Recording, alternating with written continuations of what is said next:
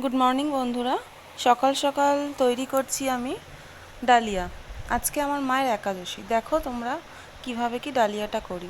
এদিকে সবজিটা ভেজে নিলাম, আর অপর দিকে ডালিয়া আর মুগের ডালটা সিদ্ধ হচ্ছে। ডালটা আমি অলরেডি 3বার সিটি মেরে নিয়েছি। তারপরে ডালিয়া আর ডালটা একসাথে করে নিয়েছি। তারপরে আমি সব কড়াইতে সাদা তেল দিয়েছি। তারপরে ওতে ফোড়ন দেবো।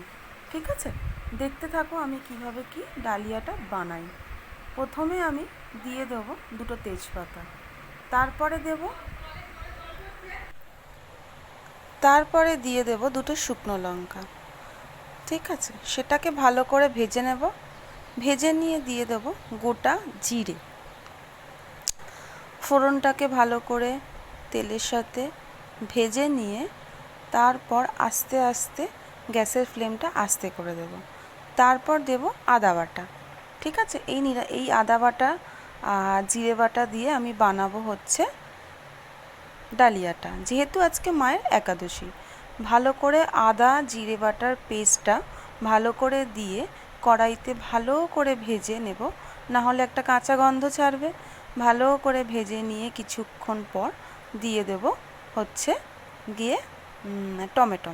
সাথে থাকো, টমেটোটা দেওয়ার সাথে সাথে ডাল আর ডালিয়াটা ভালো করে ঘেঁটে নেব। তারপর দিয়ে দিলাম টমেটো। ঠিক আছে, টমেটোটাকে আমি একটু বড় বড়ই কেটেছি। আমি তো বটি ইউজ করতে পারি না।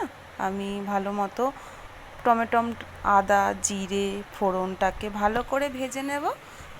দেখতে থাকো, ভাজা ভাজা অলরেডি আমার হয়ে গেছে। টমেটোটাও দেখো ভালো মতো গলে গেছে। তোমরা পারলে এটাতে টমেটোমের পেস্টও দিতে পারো। ঠিক আছে, তো আমি ভালো করে এটাকে ভেজে নিলাম।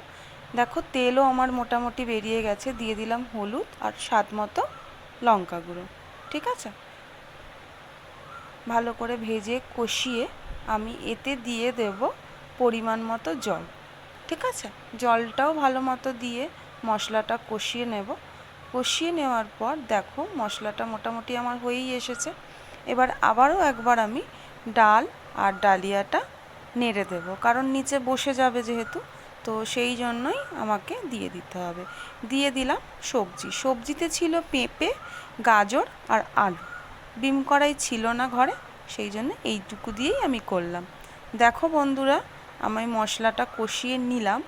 নেওয়ার সাথে সাথে একটু পরিমাণ মতো সমস্ত কিছু দিয়ে আমি ডালিয়াটার সাথে মিক্সড করে দিলাম সবজিটা। এবার গ্যাসের ফ্লেমটা লো করে আস্তে আস্তে নাড়তে থাকলাম। নাড়তে নাড়তে আমার ডালিয়াটা প্রায় হচ্ছে, অলরেডি তো হয়ে গিয়েই ছিল, শুধু